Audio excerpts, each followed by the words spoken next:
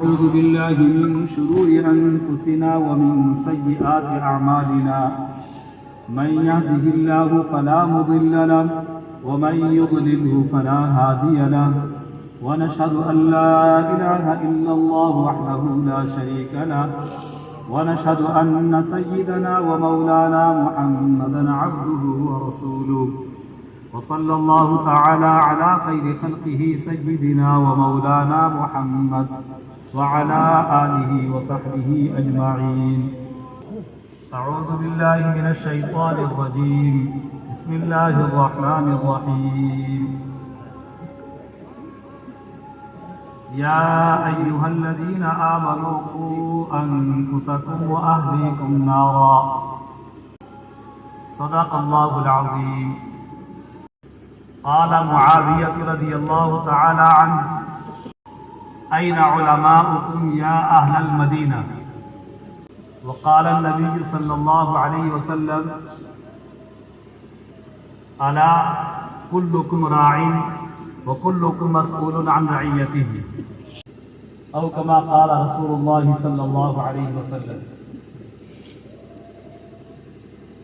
قابل احترام بزرگوں اور دوستوں، میں نے قرآن پاک کی آیت کریمہ کا سہارا لیا. وہ آیت ہم اور آپ بارہا مرتبہ سنتے رہتے ہیں. ہمیں اس آیت کے پیغام کو سمجھنا چاہیے. پیغام کیا ہے؟ اللہ تعالیٰ نے ہمارے اور اللہ کے درمیان جو ایک رشتہ ہے، اس رشتے کے ساتھ ہمیں یاد کیا، مخاطب کیا کہ او ایمان والو. عام انسان کہہ کر نہیں پکارا، بلکہ ایک رشتے کے ساتھ پکارا ہے. اور پیغام یہ دیا کہ اے ایمان والو، تم اپنے آپ کو اور اپنے تمام اہل و عیال کو جہنم کی آگ سے بچاؤ.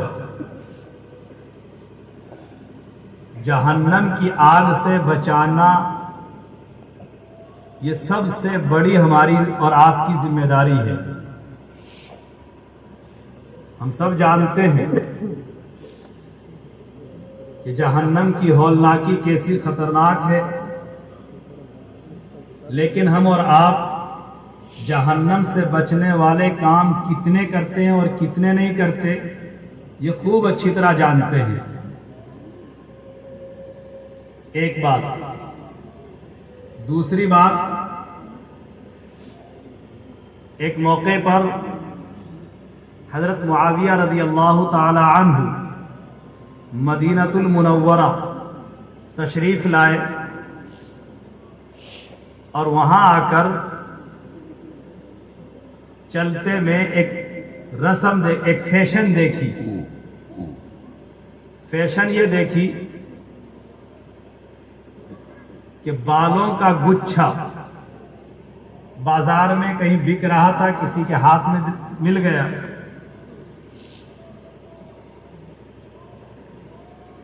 اس گچھے کی حقیقت یہ تھی کہ جن عورتوں کے بال چھوٹے ہوتے تھے، وہ عورتیں وہ دوسرے بال بازار سے لا کر اپنے بالوں میں جوڑ لیتی تھی، ملا لیتی تھی. اس کو لے کر بیان و تقریر کے لیے کھڑے ہوئے اور وہاں کے علماء کو اور حاضرین کو مخاطب کر کے فرمایا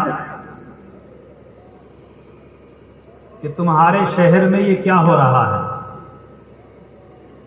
یہ قصہ، یہ ہو کیا رہا ہے. اور پھر اس کے بعد ایک دل کو ہلا دینے والا جملہ ارشاد فرمایا بنی اسرائیل ہلاک ہو گئے جب ان کی عورتوں نے اس فیشن کو بنایا اور لیا. اس فیشن کو لیا اور اپنایا اور بنایا تو وہ لوگ ہلاک ہو گئے.